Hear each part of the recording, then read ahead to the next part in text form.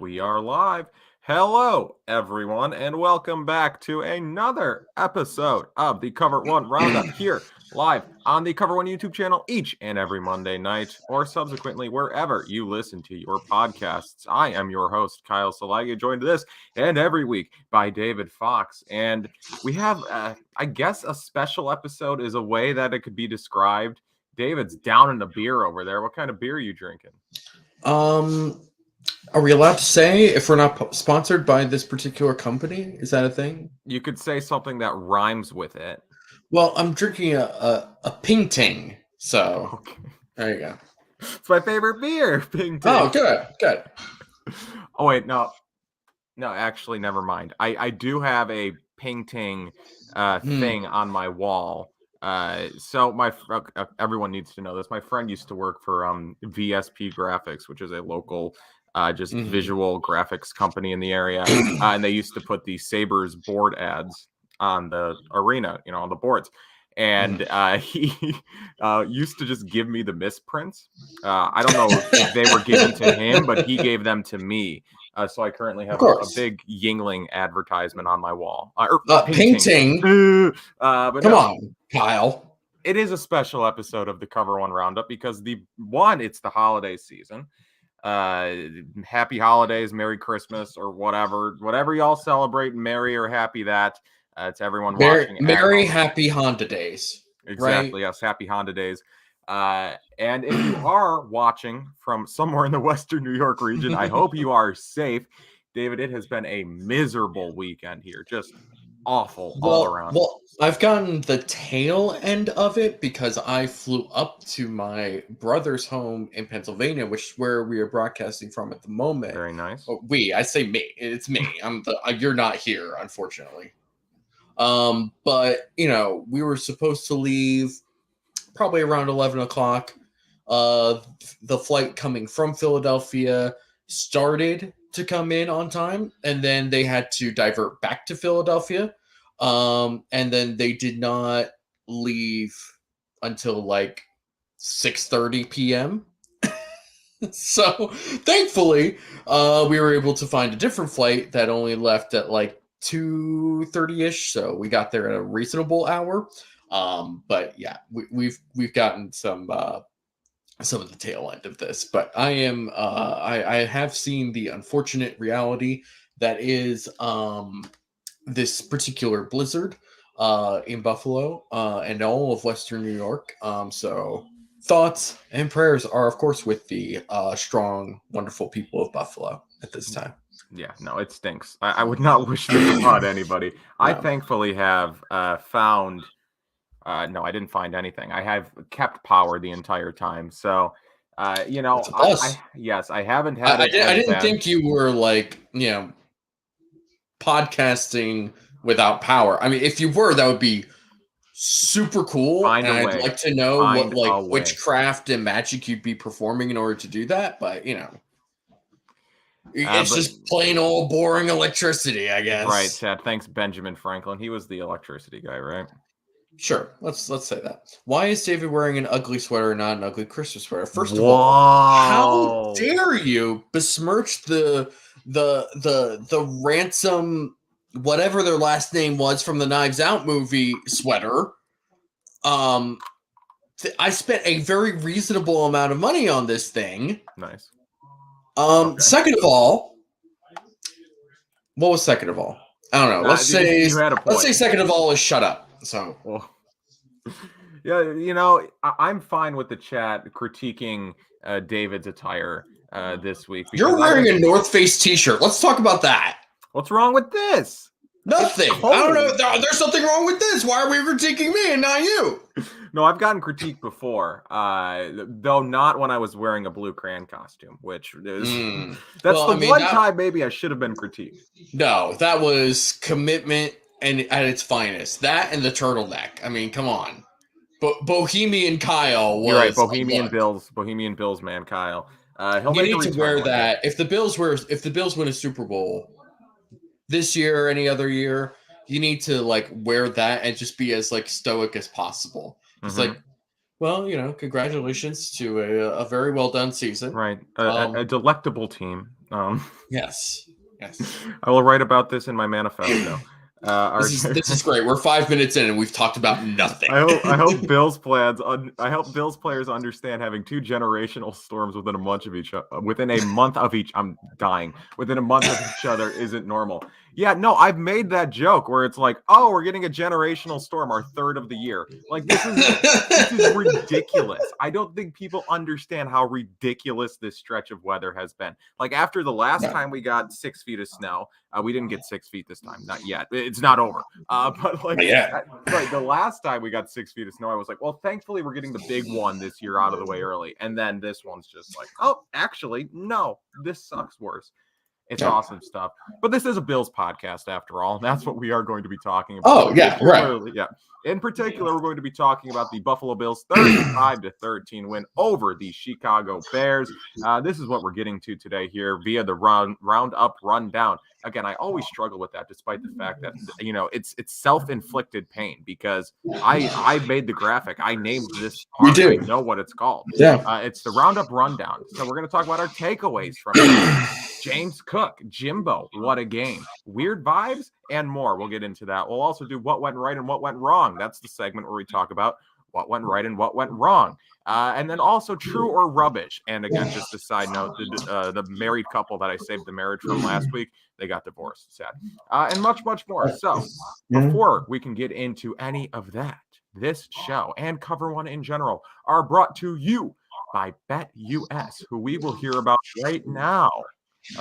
From our colleague Greg. Thank you. Hey guys, Cover One is excited to announce our new partnership with BetUS. BetUS has a live wagering on all major games, the best betting variety in the business, and an easy deposit and withdrawal process with the fastest payouts in the industry.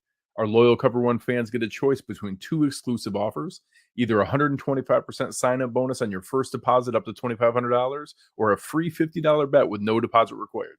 Just use promo code COVER1 on the links provided in the show description below. BetUS, where the game begins. Thank you, BetUS. And also a big thank you to Underdog Fantasy, who also sponsors this show and Cover One in general. David, could you tell us just a little bit about Underdog? I would love to tell everyone about Underdog Fantasy because they offer some of the best fantasy options in all of fantasy football. Did you get to draft Josh Allen in your home league? No? Did you also win your fantasy football league? Kyle, did you win your fantasy football league? Any of them? So my championship is next week. I think I'm in it unless the Los Angeles Chargers defense has the best game ever by a defense tonight. Barring that, I'm in. I just had my fantasy championship game. I won by 70. You won by 70? I won by 70 points because that's what happens when you have TJ Hawkinson and Devontae Smith, along with Trevor Lawrence and Joe Burrow. It's pretty good. Pretty good combination. We'll get back to the ad read in a second. Sorry, bosses. No, I did play TJ Hawkinson this week in fantasy. Great move. Move. No, I played against him. Oh, never mind. Bad move. But the dude who I played also had Josh Allen, who got like 20, but he didn't have a Josh Allen game. But he also had Ramondre. He had Josh Jacobs, who didn't have a great game. Dalvin Cook. So it looks like I'm going to win. Moving on. Underdog, thank you. Moving on. So if you didn't get to draft Josh Allen in your home league, or if you did, who knows? If you use Underdog Fantasy's Pick'em contest, you can win money predicting if Josh Allen will go over his yard totals, his touchdown completions, and more. If you think Allen to Diggs will blow up this week, as opposed to when they played the Bears, you can put them both in your pick'em. Predict up to 5 different over-unders correctly to win 20 times your original money. If you use the promo code COVER1, that's the number 1, when signing up to make your first deposit, Underdog will match that deposit up to $100. That's $100 US, even with inflation. That is just crazy money in free play if you use promo code COVER1. Sign up today and start winning. I accidentally got off the brand page, so I need to go back. There we go. We figured it out. Good job.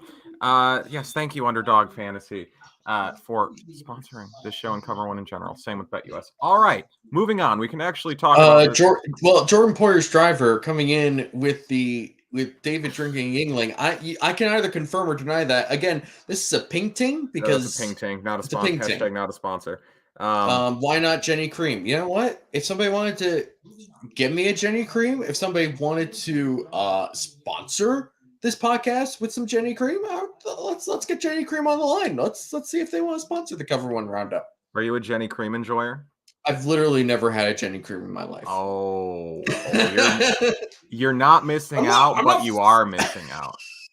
Buffalo. I'm not from No, you're not. But like Jenna, you wouldn't know. You wouldn't know the the backstory. The I have tried finding it, but it's just right. not available. So Genesee is it's a Rochester brewery. They have like a brew house there.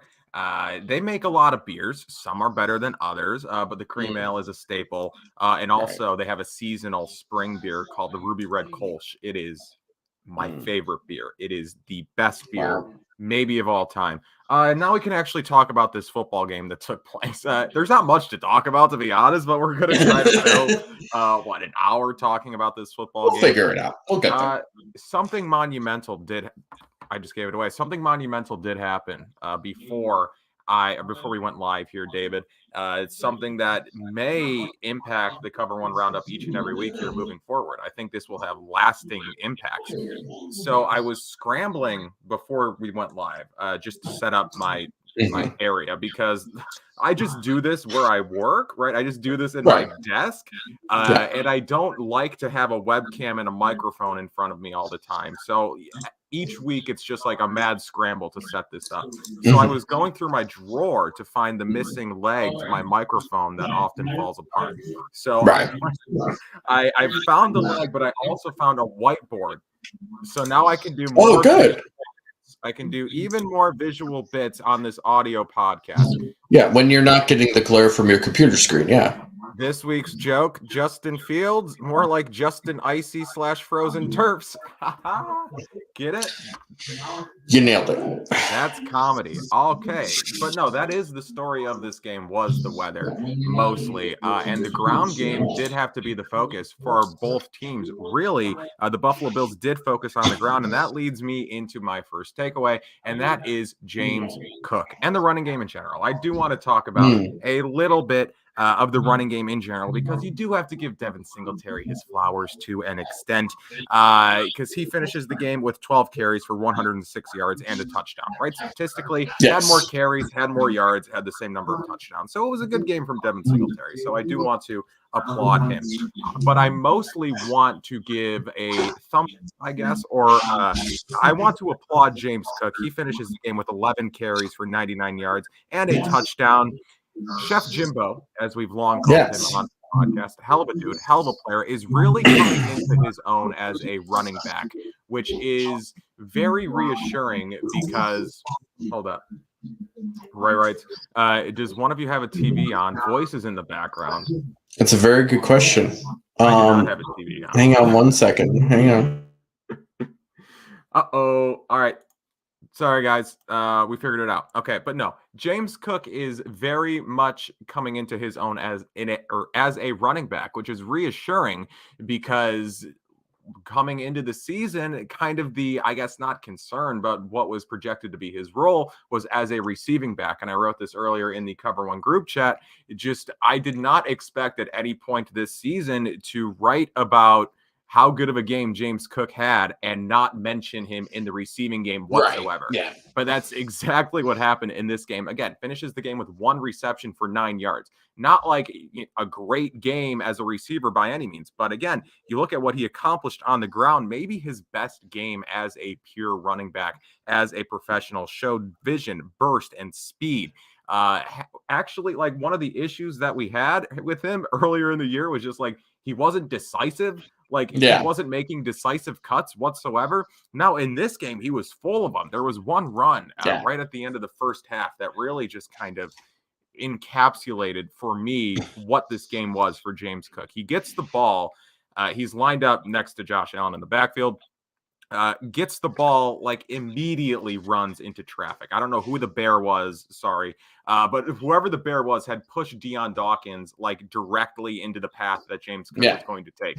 Cook cuts to the left or the right. I don't remember. He cuts to one side very quickly and then looks up, identifies where the hole is, then bursts through that hole and then gets past the line or gets past, the offensive line, cuts through the hole and then makes even more cuts, gets contact, and then just drags 3 dudes down the field even more. It's like, that is power I did not know James Cook had. That is burst that James Cook hasn't had all season. That is vision James Cook hasn't had all season. That is decisiveness that he hasn't had all season. It's just him really coming into his own and being a more complete running back, which is, again, what we didn't know if he was. We knew he was a really good receiver, right? A really good pass catcher out of the backfield. And now we are seeing that he can be more. He can actually be a running back. He's more than just like a gadget complementary piece. He could theoretically maybe be the 1A in a committee. Maybe not this season because they have Devin Singletary, who, as I said, is pretty good.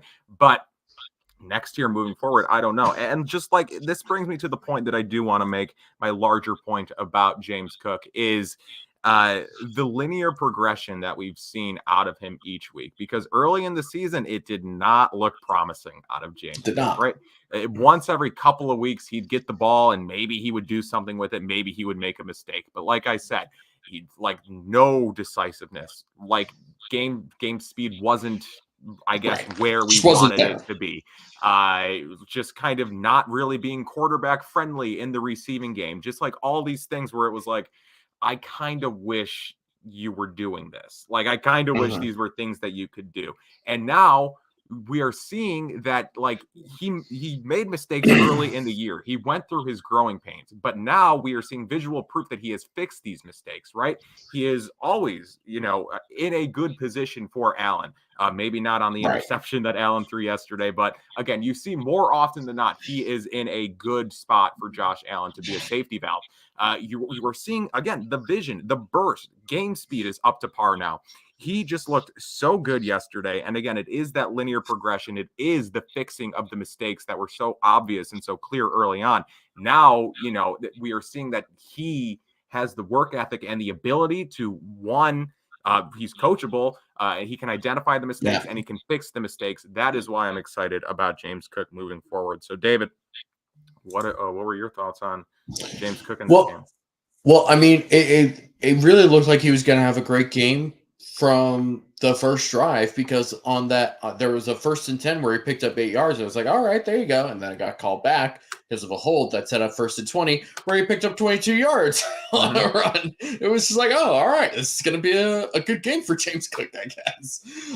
And like you said, it's one thing for James Cook to have a good game, but it's another thing for him to have a good game because of him as a runner without him really contributing in the passing game.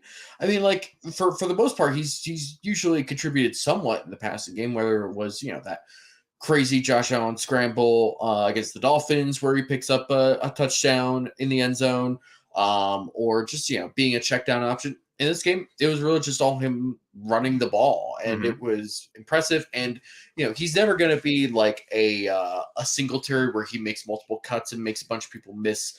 But he doesn't have to, because he can just make that one cut and go, and he has that speed that Singletary doesn't have. This is sort of like why they drafted him, is that Singletary can make multiple cuts and make guys miss in the open field for the most part, whereas Cook is just like, one cut, there's the lane, run right through. And I think the more confident that he gets, the more he'll be able to sort of run with a little bit more power, so that when he finishes runs, he can fall forward and pick up just those extra couple of yards. He's never going to do what Singletary does, I think, in short yardage, where, like, in that previous Miami game where Singletary looked like he was going to get stopped on that 3rd and short, and he ends up picking it up because he just barrels through that first defender that got to him behind the line of scrimmage. I don't think that's ever going to be James Cook's game, but it also doesn't have to be, like they also thought that, like, that was going to be Zach Moss's game, and that clearly wasn't. With Singletary and Cook, I mean, you have a really great 1-2 punch that they have been wanting to have, and it's been working pretty well. So it was really good to see James Cook winning by running the ball, not just receiving the ball and then getting a couple of different carries. And it's funny because like when you look at the splits between Singletary and Cook, neither of them get a ton of carries. I believe I can actually do this 12 right to now. 11. 12 to 11. Thank you, Kyle. That's That's one what of our I'm here producers. for. That's one of our producers coming in clutch. And so that's not a lot of carries for running backs to have, but they were super efficient with their carries, and that's what matters. And when you're working in a committee, you're not going to get a ton of carries, period. And especially when you're in a committee that includes a running back, or includes a running back, that includes a quarterback. Running back committees typically as do one of include your a running best back. rushers. You're not going to get a ton of carries, but then that means you have to maximize it. And that's exactly what the Bills did today. Now, of course, the Bears defense, pretty awful. And it wasn't great before they started offloading talent like Roquan Smith and Robert Quinn. But they're still fairly well coached, and they have some halfway decent players because it's the NFL. But still, I do want to see what they look like, especially against the Cincinnati defense upcoming, where you have DJ Reader, who's been absolutely phenomenal for them. You have New England, who, despite all of their offensive ineptitude, are still a good defense. So it'll be interesting to see exactly how well they run the ball to end the season. And it's December and January football. Got to run the ball. Well, no, we already know how they're going to do next week on the ground. James Cook has a really good game this week. Okay, like 11 carries, 99 yards, and 9 yards a carry, gets a touchdown. He'll have 4 carries next week. That's right. That's exactly just how it goes, right? And we're going to be like, I don't get it. I don't know what they're doing, but I hope that's not the case. But no, just again, just more about James Cook. Like, yeah, the Chicago defense isn't great, like just in general. Like you said, it was better to start the year, maybe like when they had Roquan Smith, but it's not a good unit now per se.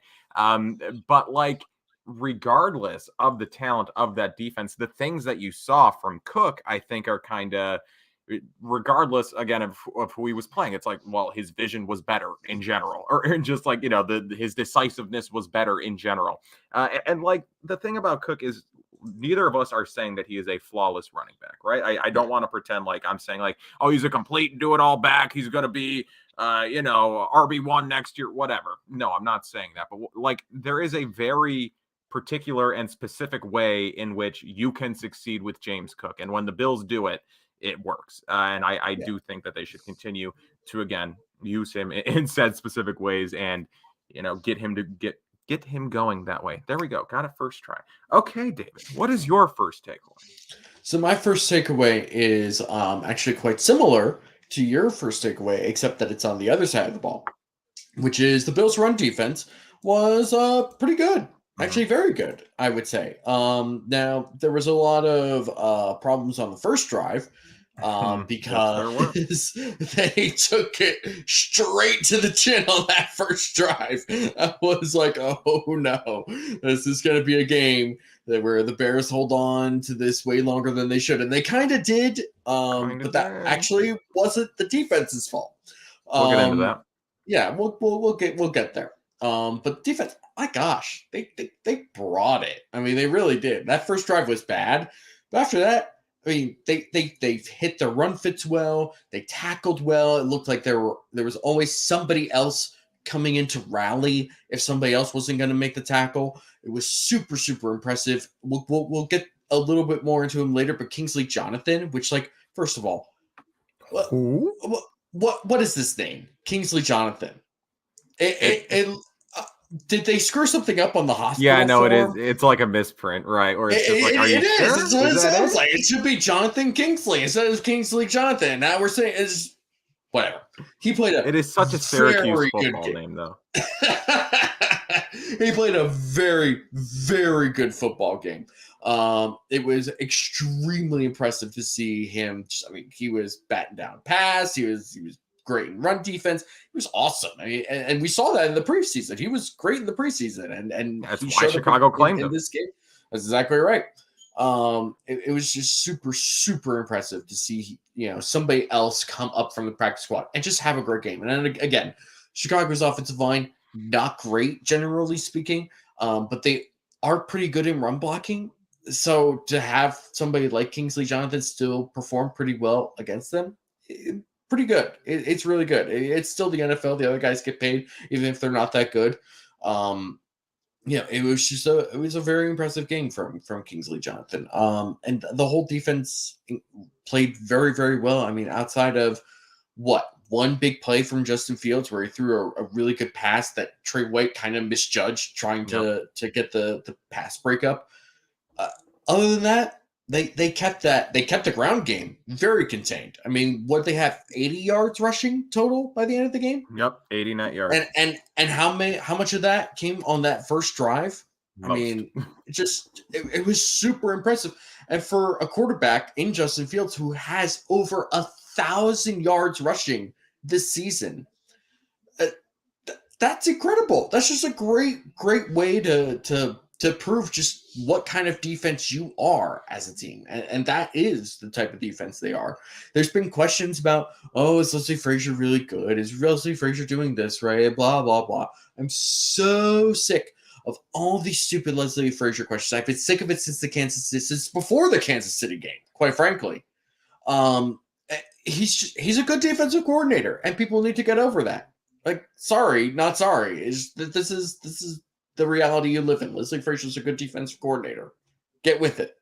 Yeah, no, I think that a lot of the Frazier, and I don't even want to say a lot of the Frazier, slander, because I feel like generally not a lot of it. I do feel like a lot of people recognize that Leslie Frazier is good at his job, but I feel like a lot of people are just like it's not a very modern scheme, I guess. It's absolutely not. Yeah, and it's just he's been here for 5 years, right? People get bored, but it's just if honestly, that's it more than anything, right? Yeah. People are just like, can't we see something else? Can't we do something else? Can't we it's like, I know it works, but what if we tried something else? It's literally like in Madden after you've won your third straight Super Bowl and your third straight undefeated season, you're like, what if I just blow this all up and see if I can just do it, doing something different?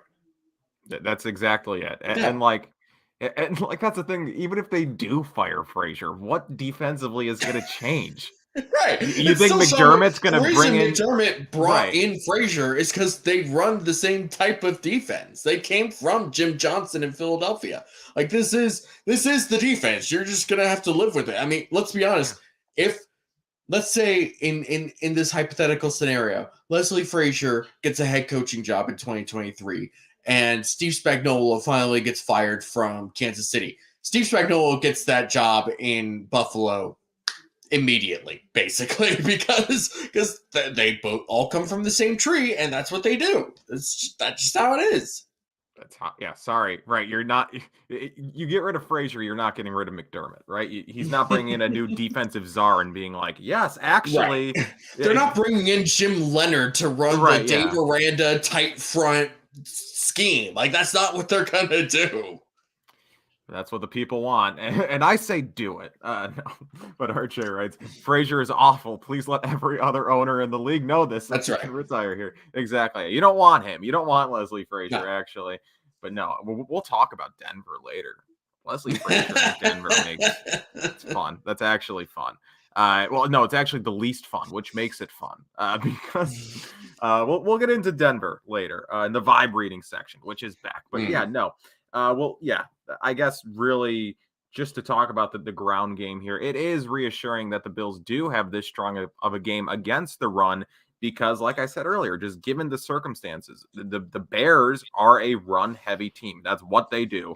David Montgomery, Khalil Herbert came back, and then Justin Fields. Everyone knew that given the forecast and just given what they have offensively, they were going to try to run the ball. And the Bills, again, on the first drive, they did let them do that. And then afterwards, just said, nope. Justin Fields has 11 yards in this game. Like you said, he had 1,000 rushing yards entering this game, finishes this game with 11, a game where, again, they should be focusing on running the ball and especially getting their best runner probably in Justin Fields going.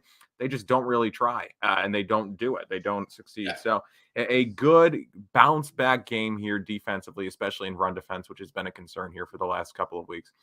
Anything else before we move on? I say let's move on.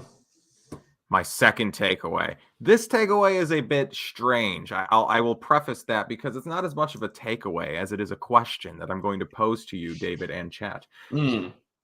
So I titled this on my notes here and in the document, eye test versus box score. This was the ultimate eye test versus box score game because watching this game was not fun. If you were on Twitter during this game, you know just how bad of a time Bills Twitter was having with this game. A lot of people were losing their minds. Granted, I do think that a lot of it, at least for me, my enjoyment was just like I'd look outside in commercial breaks and be like, oh my God, I live in I have to go and exist in this weather after this. Or no, I actually didn't. I haven't left my house since Thursday. But just like the mood was tainted in Buffalo, if you will. But just regardless, it was not a fun game to watch. Like you said, David. That first Chicago drive, I tweeted misery afterwards. Like they just marched down the field. The Bills could not tackle. Special teams was god awful to start the game and didn't get much better, but we'll get into that. And just like offensively, just not a good Josh Allen game. One of the bad Josh Allen games of this season. 2 not good interceptions, which I'll highlight later in the what went right, what went wrong section. I think you can pretty much figure out, which side the interceptions are going to go under. But just the Bills were down at halftime. It was just not a fun game to watch at really any point of it. But again, you look at the box score afterwards, you look at the stats, Bills win 35-13.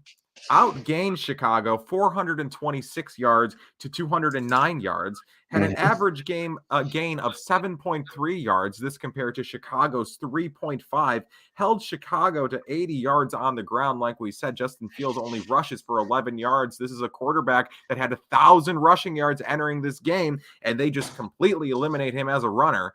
And just like on paper, the Bills did in this game exactly what we all thought they were going to do, right? You look at the stats, you look at the box score after this game. This is like if you told me this is what the stats were going to look like before the game, I'd say, yep, that makes a lot of sense. That all adds up.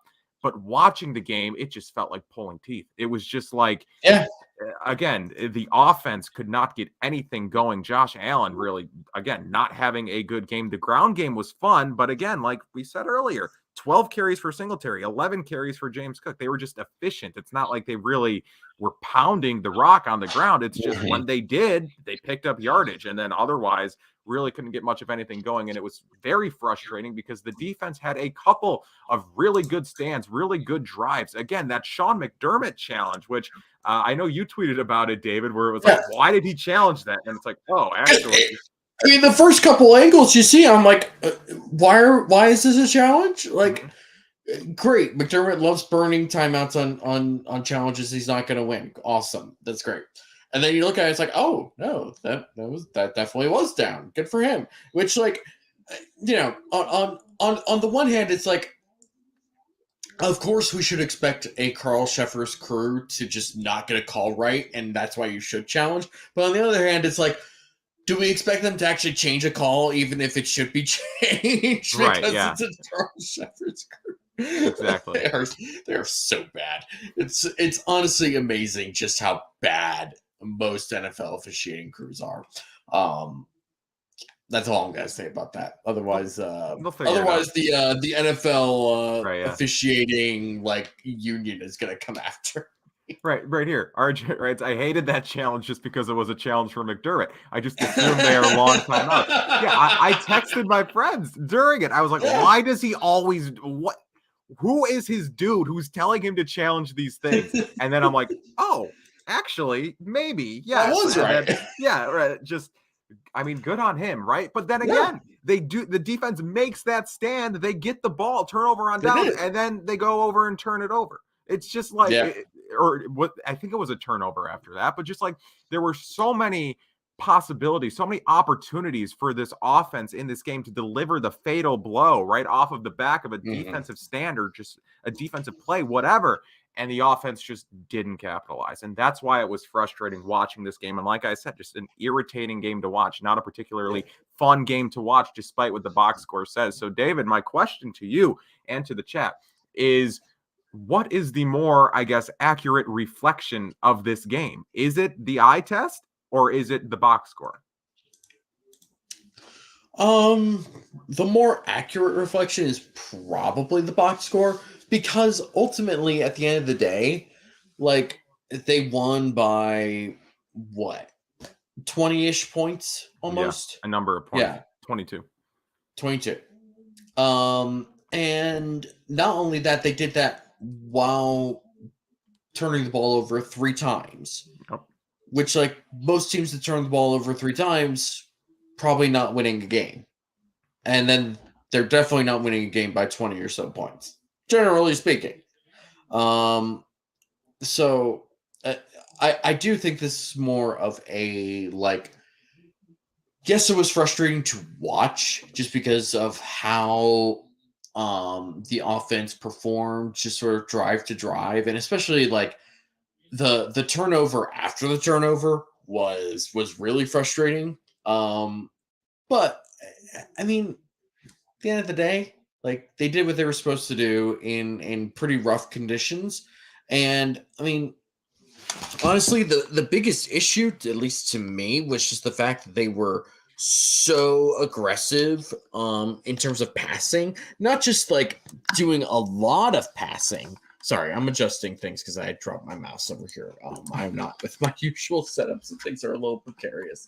I couldn't tell you're not in your usual setup. No, yeah, it's identical. Totally, and David's gone, and David just left. That's why you listen to the podcast, folks. Okay, so let's and David's back. Thank you. Thank you, David. I was not I was in no position to carry this show for an unspecific amount of time. Yeah, no, we're good. But crap, what was I even saying? Something about something, right? Yeah, no, we were talking about the box score being the more accurate reflection of this game. So, you know, most teams are not able to win games like this while turning the ball over multiple times.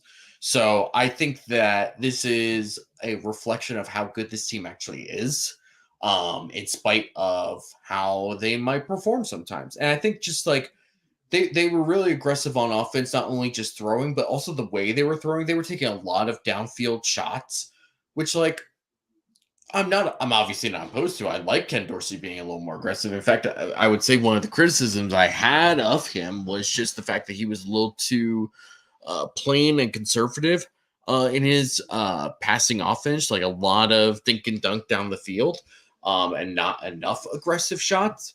So I like the idea of being aggressive, and I like taking downfield shots. But, you know, it's 2 degrees in Chicago and very windy, and the run game is working. Run the ball a little bit more. What are you? It's not that hard. It's just not that hard. It's I dare I say it's easy.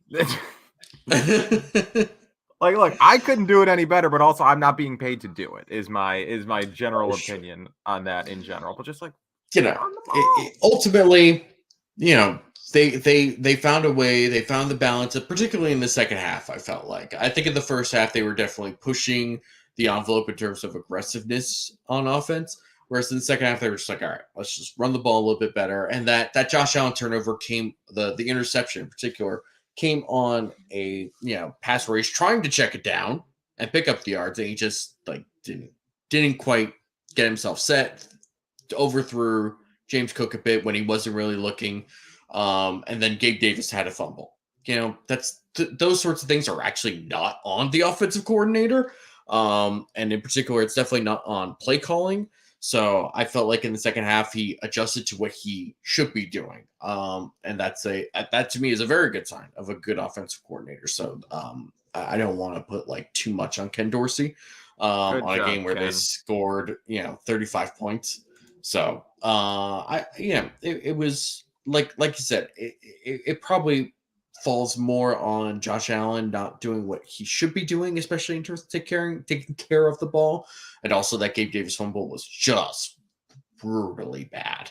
But ultimately I thought, this was an accurate reflection of this team and what they're capable of in terms of the box score. And it's a frustrating game to watch on the initial live viewing, but I think if you look back and rewatch it, you'll find the same sort of frustrations on offense, but overall, you'll probably walk away feeling pretty good about it.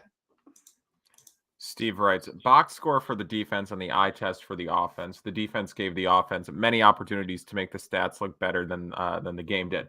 I think that's very fair.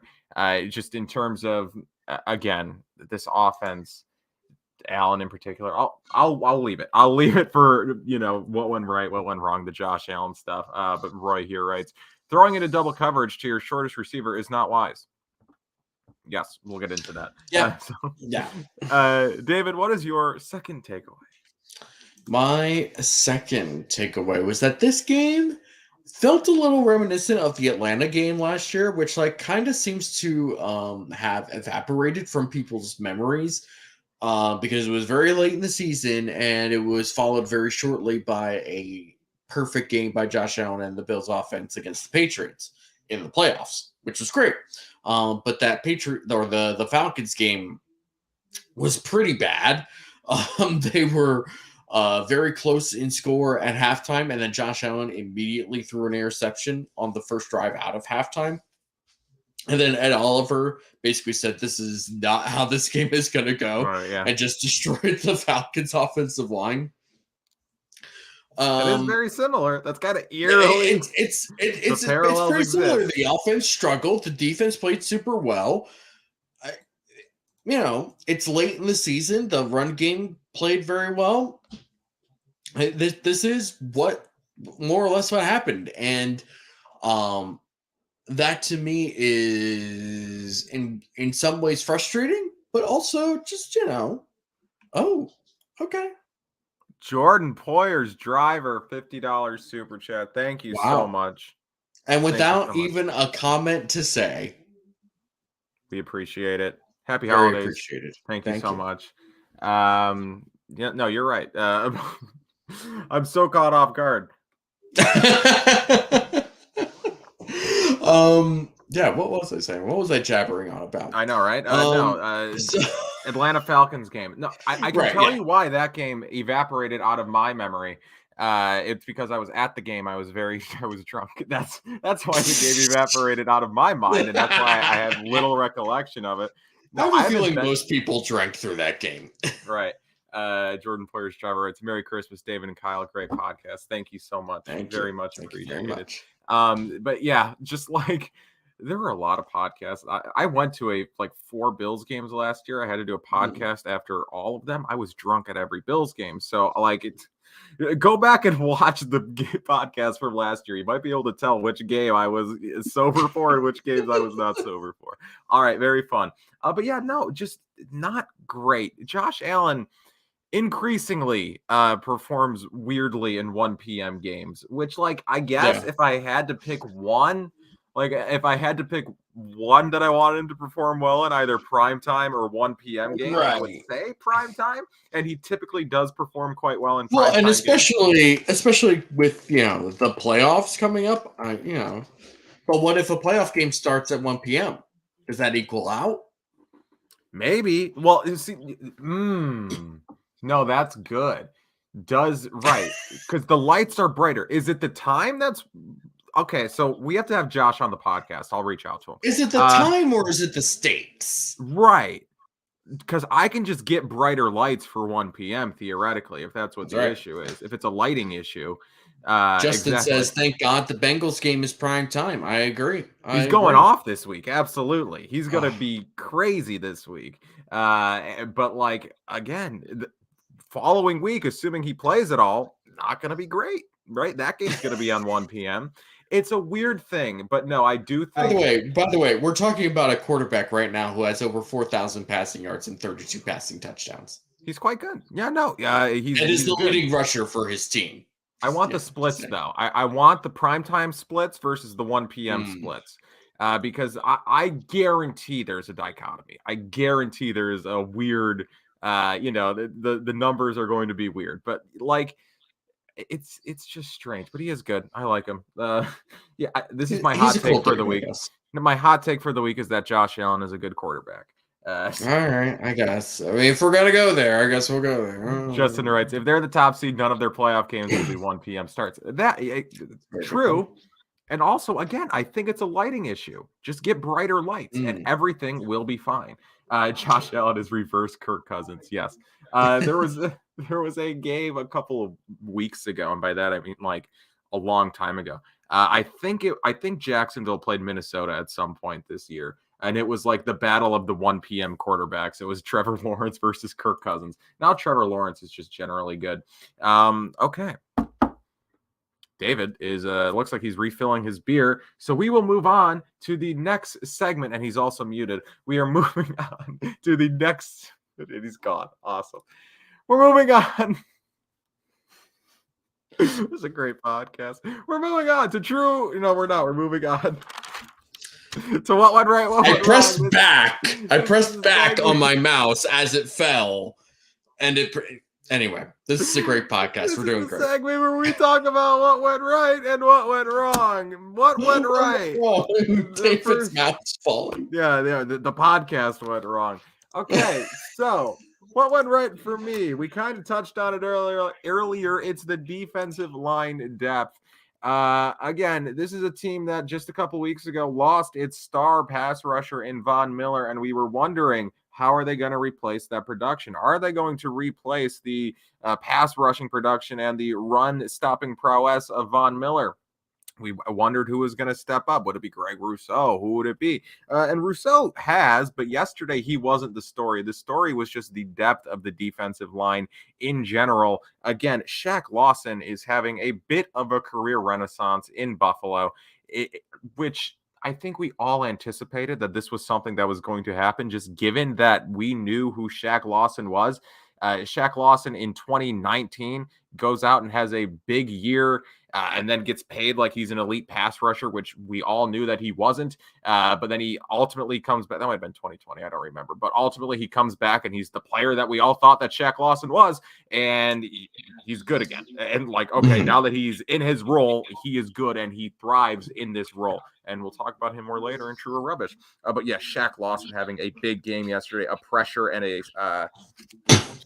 run stop. That's what I wrote. Also had 4 tackles. Kingsley Jonathan, again, just this team's ability to find dudes, just find random guys and turn them into football players. Like, turn them into NFL players, serviceable NFL players. Kingsley Jonathan, again, a UDFA out of Syracuse who popped. We could complain about like this team's sort of insistence at times to rely on sort of their homegrown type of guys.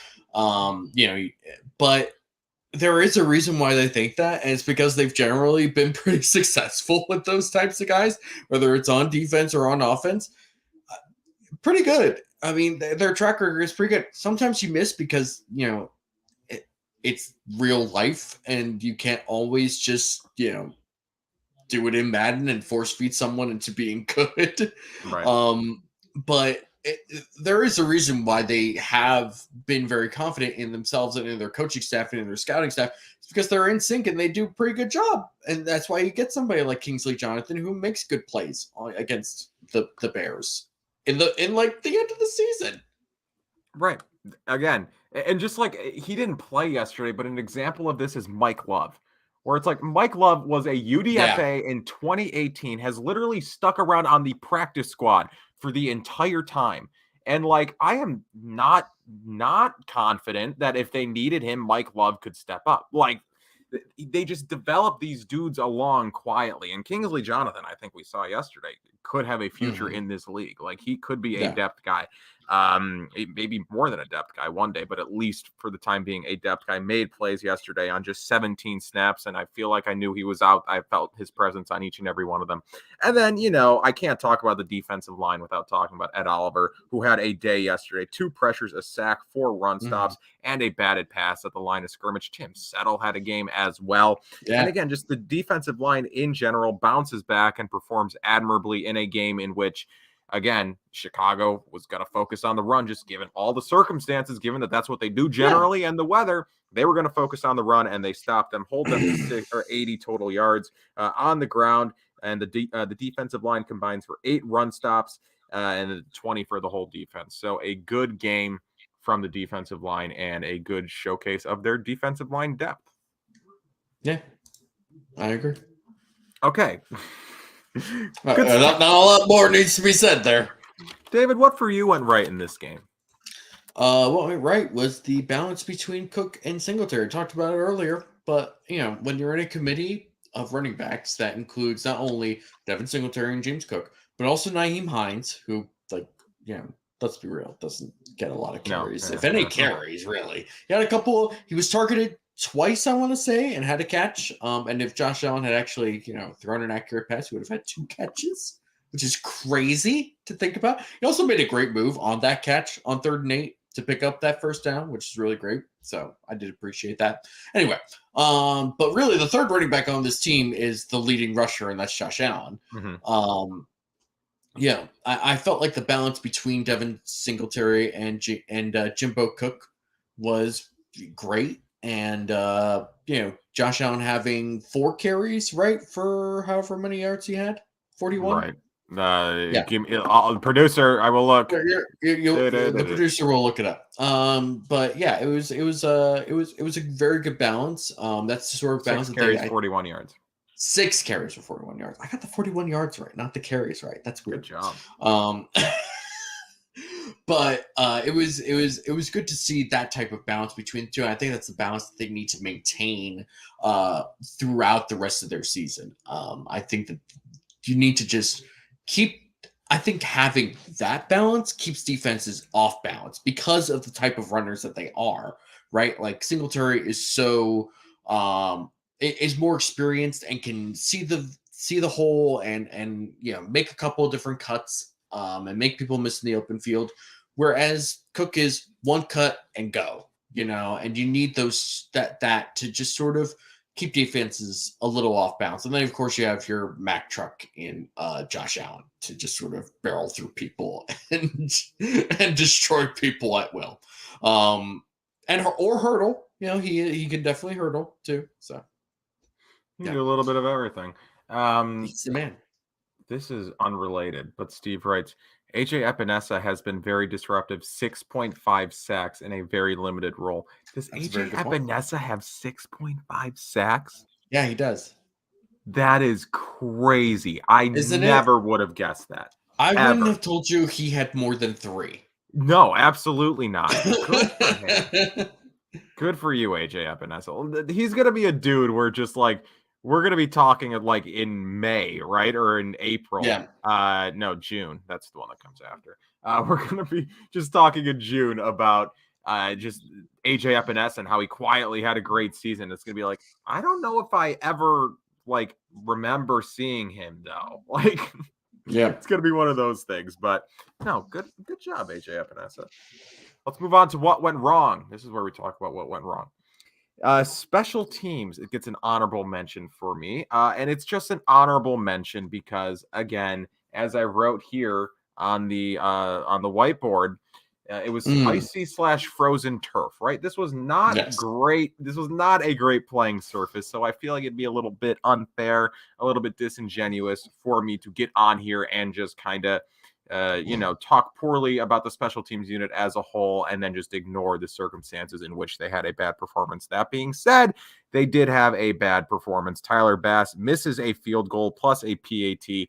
Not a memorable game from Tyler Bass, but what are you going to do? He bounces back, gets a couple of PATs there later, and just bad coverage, right? I can vividly remember, I think, one bad kick return, one Chicago kick return that they returned for a bunch of yards, and another punt that they returned for a bunch of yards where they just could not tackle. Due to whoever was returning punts, I think it was Velas Jones for Chicago, was just making dudes miss, running past guys. Again, the opening kickoff, they returned it to the 35, just really not a good outing from the special teams unit. The special teams haven't been all that consistent this year. The special teams units, I don't want to say this year, that seems unfair, but the past couple of weeks, I think back to the Miami game a couple of weeks ago, they had a bad outing special teams wise. Yeah. So it is a bit annoying, but again, just looking at it for what it is, you have to take into account the conditions in which this game were played, and I can't really focus on the special teams unit that much. I will talk about Josh Allen's interceptions, though, because what went wrong for me was Josh Allen's senses on both of his interceptions. The first one, the second quarter, I don't even know if he got baited by Kyler Gordon as much as he just didn't see him. I just don't think he saw, because you watch the play again, Kyler Gordon lines up near the line of scrimmage, and I'm sure Allen saw him pre-snap. Kind of you don't know where he's going to go. Is he going to blitz? Is he going to go to the flat? Where you don't really expect him to end up in the end zone on that play. But that's exactly where he ends up. Allen never sees him. He trusts Isaiah McKenzie. He has McKenzie on a dude one-on-one down the field. Trusts McKenzie to outrun him. McKenzie really doesn't look for the ball, really. And then Kyler Gordon just kind of drops back to the goal line and gets the interception. So that was just not good all around. Throwing it to your 5'0" wide receiver, who's not known for going up to get the football, to throw it to him in double coverage in the end zone. An interesting thought there from Josh Allen. But like I said, I just don't think he saw him. But not good. All right. That is a very head scratching, perhaps boneheaded interception, if you want to call it that. And then also the second one to James Cook, where he threw an almost interception that was near identical. I think it was against it was in Detroit. I don't remember if it was against Cleveland or against Detroit. It was against one of them, but that was different because Cook just stopped running over the middle of the field, and that's why the ball almost got picked off. Whereas this one, Cook continued to run. Cook was running, but I don't know if the ball just came out of Allen's hand weirdly, if it was a bad throw, if the wind carried it, if there was something wrong with, if Cook did something wrong, if there was just a miscommunication. I don't know what it was, but it was a very ugly interception over the middle of the field. And again, had just throughout the day a few bad throws, a few throws that maybe should have been interceptions. And just but like we said, 1 p.m. Josh Allen. I don't know what it is. Not a great game for Josh Allen in general, and those 2 interceptions were very ugly. Yeah, it was not great in that sense. Yeah, it was very frustrating just because, especially that throw to James Cook that got picked off. It was just coming off of a turnover and then turning the ball directly over again was just brutal. And that's always frustrating, but it again, I kind of go back to this feeling a lot like the Atlanta game last year, where it's just sometimes he's just going to have a bad game. And that's what you have to live with Josh Allen. He's still fantastic. He's still great. But this is sometimes the reality you got to live in. And next week, he's probably going to have a great game against Cincinnati Bengals. Right. And basically lock up the number 1 seed. Wow, you're gonna aggravate the Bengals fan in our chat. Good. RJ writes that first pick from Allen was awful, but the second one, I think the Wingust took it. Allen's second interception was just so strange. Yeah, it's so weird because you've seen him make that throw 1,000 times, and just even in that game he made that throw. So it's just so weird. Right. You almost do just have to attribute it to just Mother Nature, just the wind take. He can make the throw. That's not the concern. And it wasn't a bad decision. It was just kind of weird things that happened that made the interception happen. It was frustrating, again, especially given the timing, but that pick isn't as concerning or it's not nearly as concerning to me as the first interception, which again, he just either I don't know which is worse. If he didn't see Kyler Gordon doing what he was doing, if he got baited that badly, or if he trusted Isaiah McKenzie to go up in double coverage and come down with a touchdown.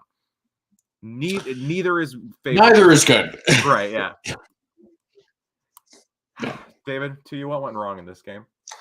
What went wrong was something I kind of talked about earlier, was just, being a little unnecessarily aggressive in terms of the offense in the first half. There was a lot of downfield shots. I felt like maybe it just felt like a lot of downfield shots based on what we knew the weather conditions were like. I don't know. It just felt like early on they needed to run the ball a bit more rather than just sort of throw it. It felt like they were trying to get the game out of hand super early, and just sort of be done with it super early, which I get it. I understand it. This is a bad team and you just want to be done with it and get over it. But run the ball also, run the ball just a little bit more in that first half. And I think they could have stayed on schedule and scored a few more points, and just overall been more than fine overall. It just felt like a lot of unnecessary aggression on the part of Ken Dorsey, which is kind of funny because that's sort of what or at least what one of the issues I've had with him at times, in terms of like the concepts themselves just being a little too tight and constrained and simple rather than taking more shots down the field.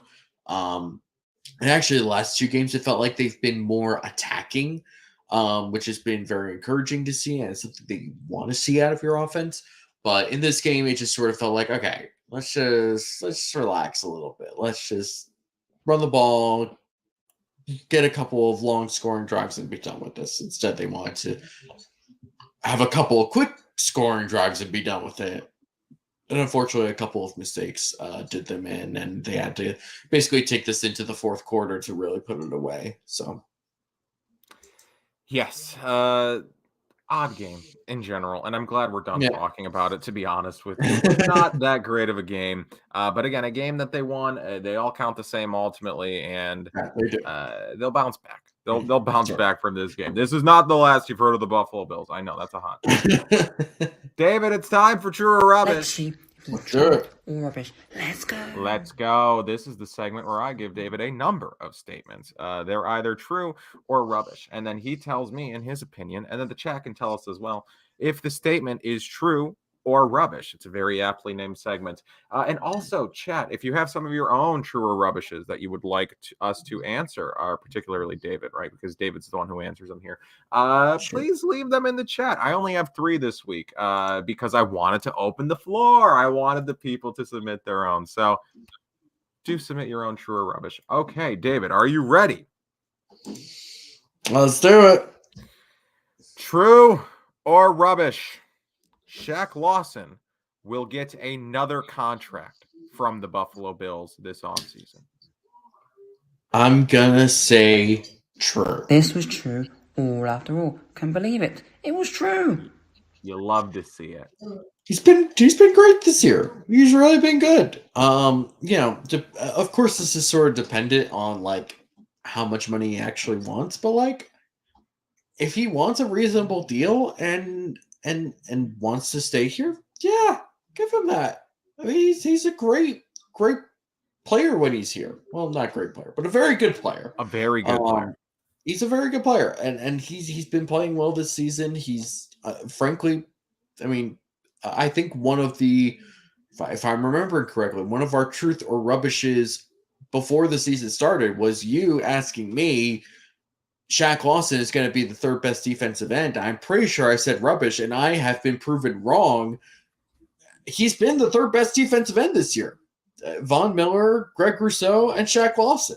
Those have been the guys.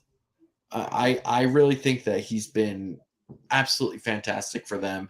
He's provided that juice, that energy, the vibes that you need for this team. I really like what Shaq Lawson has brought the last couple of weeks. Really, the last like month, it feels like he's just been great. So I'm all in for more Shaq Lawson. I know a thing or two about Shaq Lawson, if you will. And I do think the contract, or at least his ask, will be more affordable this offseason. Because if you think back to the last time this situation happened where he was having a good year in a contract year with the Bills, he was flashing as a pass rusher. Right. I think he finished with like 8 or 9 sacks that season. He had a good year. And so Miami paid him. Miami was just giving money to everybody that offseason. They paid him like he was an elite pass rusher, when what Shaq Lawson really is a plus pass rusher who really makes his impact against the run. And now, again, he bounces around. He's back this year, and he is exactly what we thought Shaq Lawson was. Very good run defender plus pass rusher. And I think this is just a mutually beneficial thing right now, right? I think the Bills are like, we're glad that you're around. Shaq Lawson is probably like, I'm glad to be back. I'm glad that I'm playing my best football again in a system that values me and that I'm familiar with. And I'm sure that, I'm sure they'll both be interested in coming to an extension this offseason. I agree. Moving on. True or rubbish? Nathan Peterman getting intercepted on the last play of the game proves that God is a Bills fan. Absolutely. Hallelujah and amen. This was true all after all. Can believe it. It was true. I mean, come on. Nate Peterman coming in the duty of, we don't want Justin Fields to get hurt any more than he already has this season, which he has. And then getting intercepted. And not only intercepted, but intercepted by Jaquan Johnson.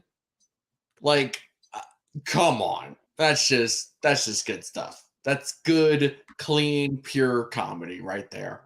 It is. You can't even make that up. You cannot make up Nathan Peterman getting intercepted by the Buffalo Bills. And I do believe it was a game against the Chicago Bears that kind of put the final nail in the coffin for him as a Buffalo Bill. I think that was the turning point, because there was a play where like they were down massive at half, and then he didn't take a shot. Well, maybe we see why he doesn't throw Hail Marys, but he didn't take a shot at the end of half when they were down nothing, and he scrambled for like 15 yards. It's like, what are you doing? Yep. That was worse than any interception he threw, besides the 5 against the Chargers, and then the 1 against Houston, and then the 1 against Jacksonville in the playoff game, and then all the other ones. It was incredible. It was great stuff. Good on you, Nathan Peterman. Go home to your family. Okay. Moving on. This is going to be a big one, David. True or rubbish?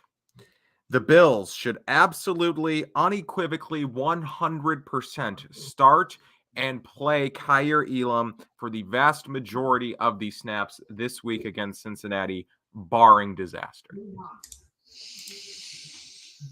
They should. So true? So true. This was true all after all. Can believe it. It was true. Whether or not they will is a whole other story.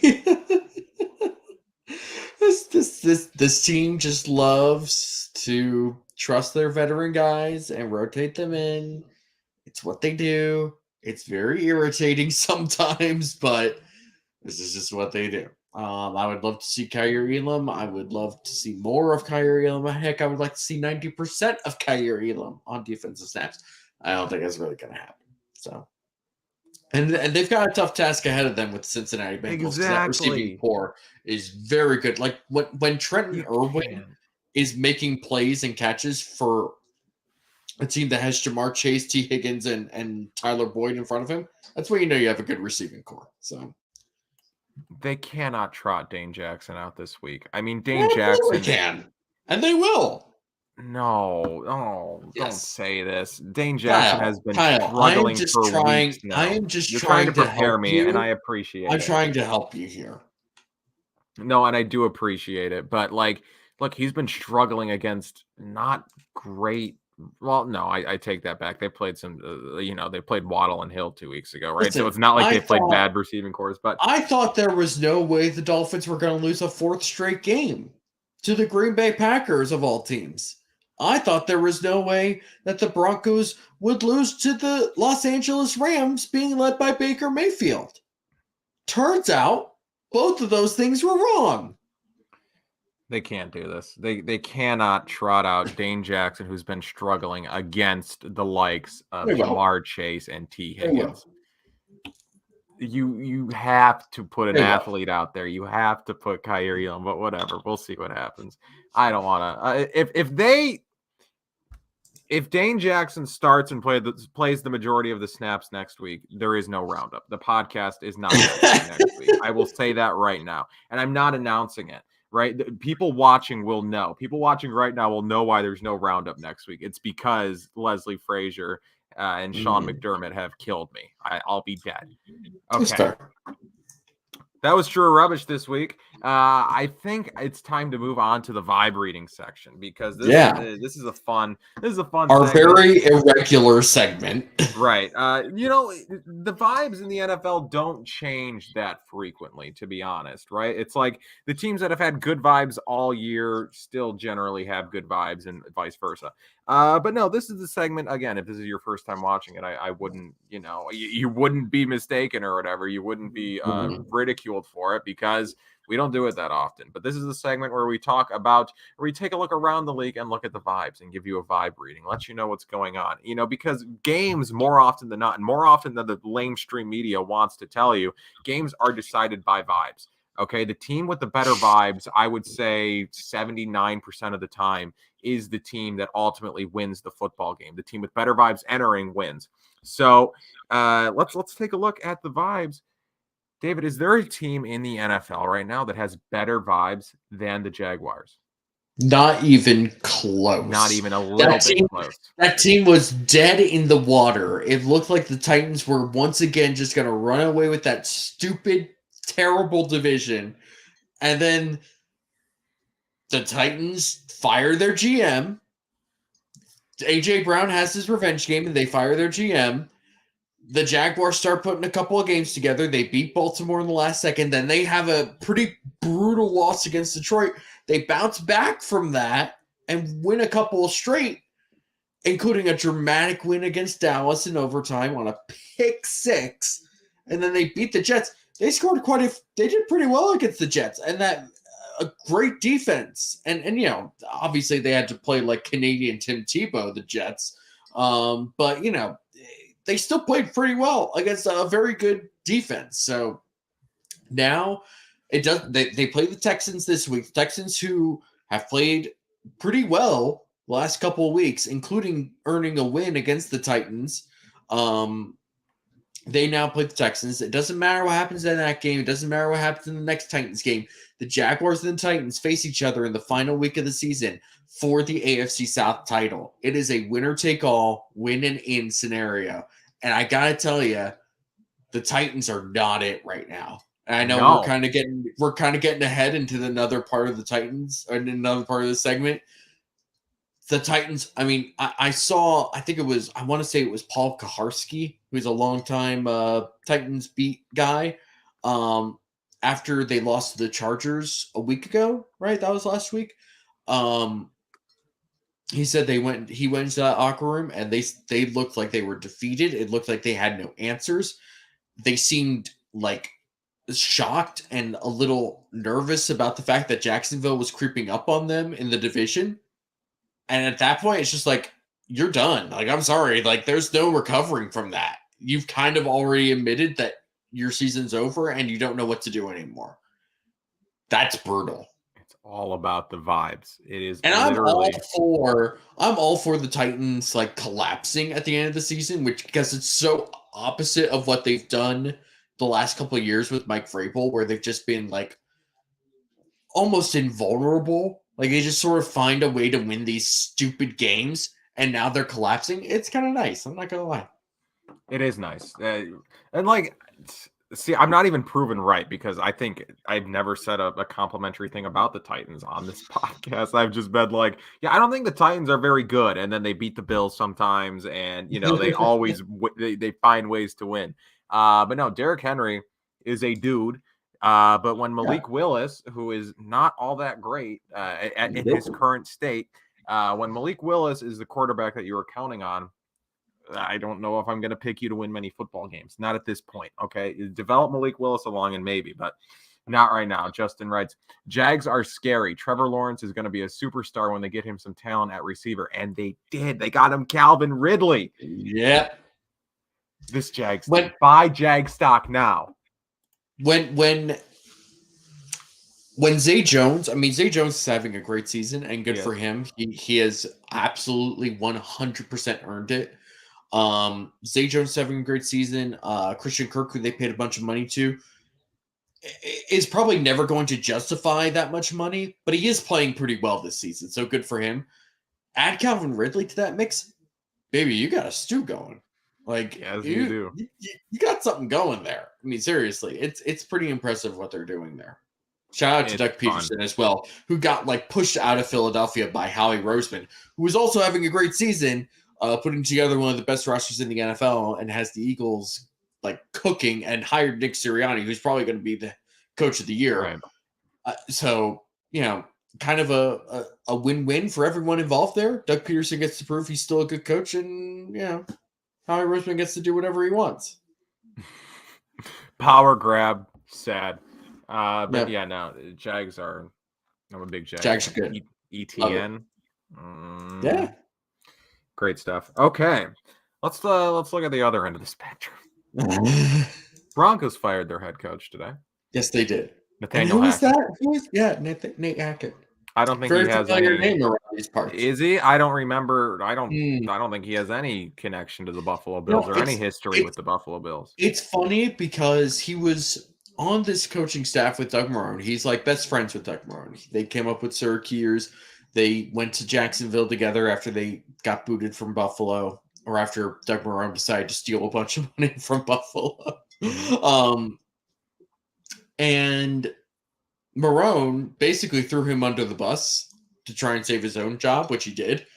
And Hackett went to Green Bay. And, honestly, Hackett is a very likable personality, which is ironic given that he's attached to Doug Marrone, who was a very unlikable personality when he was in Buffalo. But it never seems like anybody wants to talk poorly about Hackett, which kind of just makes it seem like he's a decent guy. But just he's not cut out for this, man. He's not a good play caller. He's not a good head coach. He was way in over his head. He tried to correct so many things in the middle of the season, and at that point, it was just way too late. It was just a total mess. It's not often that a head coach in their first season gets fired before that season is up. Urban Meyer did 2 years in a row now, though. Yeah, Urban Meyer did just because that was beyond saving, and obviously, kicking your kicker in practice is not a good look. But Hackett was just so bad, and losing the way that they did yesterday to the Rams, that was just you can't come back from that. You just can't. So it is a bad time to be a Broncos fan. And honestly, the worst part of that game was the fact that first of all, this was broadcast on Nickelodeon, and they brought in someone voicing Patrick Starr, and they had the whole animation on the screen while Russell Wilson throws an interception, and the guy doing this he says this live on camera in an animation. He says, "That's not what Russ wanted to cook up." And to the millions of children watching that, they probably just thought that's a funny thing that Patrick Starr just said. To all of us who are terminally online football fans, I couldn't get enough of that. That was one of the funniest things I've ever heard in my freaking life. What kind of a dystopia are we living in where Patrick Starr is commentating the demise of Russell Wilson? I don't know. Or is Is it a that utopia? dystopia? I call that utopia. This is too much. Not good. And again, they have no draft picks. I don't think they have much cap space. Nope. No head coach. They are Dunyan rings right now. They are. No bad vibes. I don't know if there are worse vibes. The Jets. Yeah. The Jets don't have great vibes, but they're a different type of vibe. But where it's just, you're disappointed in the Jets, and you kind of feel for them. You're disappointed in their quarterback because you know the rest of that team is good. Right. No, you're disappointed. You want, like, I don't, given that, we talk about the Bills on a podcast, I don't particularly want the Jets to be all that good, but like, you look at the weapons that they have, you look at that defense, and you're just like, if you get competent quarterback play, you are an incredibly fun team. And then it's just Zach Wilson is just single-handedly holding your team back. You kind of do have to feel for them. So Zach Wilson, it's more Zach Wilson has putrid vibes than the Jets themselves have putrid vibes. And we talked about earlier, the Titans, just awful vibes right now. And again, a lot of it is out of their I don't even know. Ryan Tannehill's hurt, might not play again in the regular season. Malik Willis. Say what you will about Malik Willis, probably should not be starting in the NFL right now. And right now. I think the Titans know that. So they've just kind of backed themselves into a corner here. They're just like, Derrick Henry, please, Derrick Henry. And Derrick Henry can only do so much. Not great. Lose to Houston. Really bad vibes. With the, again, like you said, fire their GM. Who else has bad vibes? I mean, the Bucks went into overtime against the Trace McSorley That's a great Cardinals. Goal. I mean, the Bucks will probably end up winning that division by default, but am I wrong in saying that Todd Bowles is kind of on the hot seat right now? No, I was just having this conversation with my dad a couple hours ago. I was like, I feel like there's a contingent of smart Bucks fans that just want this to continue unraveling so that they miss the playoffs and they can just hit the reset button in the offseason. Because you're not like what is the likely Bucks scenario are not here? The Bucks are not in the scenario that the Rams and the Broncos are in, where like if you try to do a hard reset, you're just kind of screwed because of all the capital you've given up. The Bucks haven't given up a ton of capital. Like they probably are low on cap space, but like whatever, you can kind of work around that for a season. They haven't given up like $1 billion draft picks to try and get to where they are. No. Right? Like they can just sort of say, hey, we'll hire a new coach. We'll reset everything there. We'll, pick higher than we have in a couple of years in the draft, and we'll just sort of rebuild from there. But like they need a new coach, honestly. And like I love Todd Bowles. I think he's a great defensive coordinator and a great person. But he has not changed since his time with the New York Jets. This is all of the same problems that he had with the Jets. They should have gone with Leftwich. I still don't understand why that Leftwich isn't good. What are you talking about? He's part of the problem too. Wow.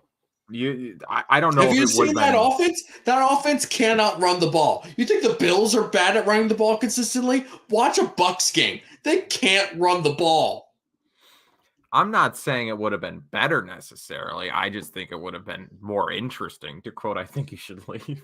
Maybe it'd be interesting. No, but see, I don't know. But I feel like, they should just be kind of hoping that they miss the playoffs so they can fire Todd Bowles and then let Brady walk or retire, one of the two. Because if they make the playoffs, you're gonna probably miss out, right? You might go on a bit of a run and you're gonna miss out on all of the the top coaching candidates, and you're gonna be left with Todd Bowles again, and you probably don't have Brady next year regardless. So a reset might be necessary in Tampa. I think that does that wrap up the show? Do we have anything else to talk about? Thank you guys for watching. Make sure to subscribe to the Cover One YouTube channel. The subscribe button is somewhere in this general vicinity. It's big in red, so click that, please, if you haven't already. Make sure to check out a Cover One Pass, assuming I can find the graphic, which is totally something that I can do. Cover One Pass. Pay $57 a year to become an insider. What do you get? Good question. You get exclusive members-only content, both written and video. You also get access to the Cover One Premium Slack, where you can communicate with a bunch of other Bills fans and Cover One personalities. We are at your, what's the word that I'm looking for? We're available all the time. You can just send me a direct We're at your message. disposal. Exactly. You can send me a direct message on Slack about whatever the hell you want, whenever the hell you want. And I can promise that I will look at it. I might not respond, but I promise you I will read it. And if I like it, I'll respond. So yeah, check that out. A bunch of great stuff. Become an insider today. Again, good value. Also check out all of the shows here on the Cover One YouTube channel and their respective podcast feeds. You got this show. You got Air Raid Hour coming up in a half an hour. You got Going Deep. You got The Film Room. You got Cover One Buffalo. You got Disguised Coverage. You got If the Walls Could Talk. You got The Fantasy Show. All this great content here on the YouTube channel. Why not subscribe? You don't want to miss any of it. So do that and subscribe to the iTunes feeds. Make sure to follow David on Twitter at. You all can follow me at GFAUXY, at DFoxy.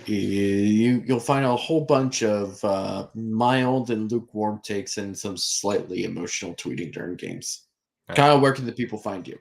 You can find me on Twitter at Kyle Silagyi. Thank you all for watching, and we will talk to you next week, assuming the Bills do not play Dane Jackson for more than 50% of the snaps.